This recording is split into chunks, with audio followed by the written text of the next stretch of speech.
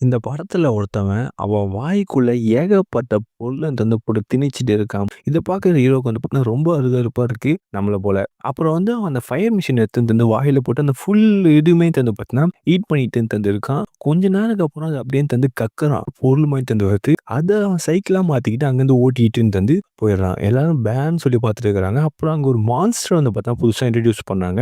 அது போயிட்டு அங்க இருக்கிற எல்லா ஆடியன்ஸ் கூடயும் தந்து பேசி பழகிட்டு தந்திருக்கு. அப்போ ஒரு பொண்ணு வந்து பார்த்தீங்கன்னா, ஒரு கொஞ்சம் திமிரா பேசுனது அதோட கைய வந்து பார்த்தீங்கன்னா கடிச்சிரும். அங்க இருக்கிற எல்லாருமே செம்மையா வந்து பேனிக் ஆயிடுறாங்க. உடனே அத ஹோஸ்ட் பண்ணவர் வந்து பார்த்தீங்கன்னா, அங்க வந்து "நீங்க மேடைக்கு வாங்க மேடம்" சொல்லிருந்து வந்து பார்த்தா, அந்த பொண்ண கூட்டின்னு போயிட்டு, கொஞ்ச நேரத்திலே அந்த பொண்ணு வந்து பார்த்தீங்கன்னா, கை வந்து பார்த்தீங்கன்னா மொளைக்க ஆரம்பிச்சிருது. இத பார்த்து எல்லாருமே வந்து பார்த்தீங்கன்னா, ஸ்டன் ஆயி வந்து போயிடுறாங்க. அப்புறம் அந்த படத்தோட ஹீரோயின் அந்த இடத்துக்கு வந்து வராங்க.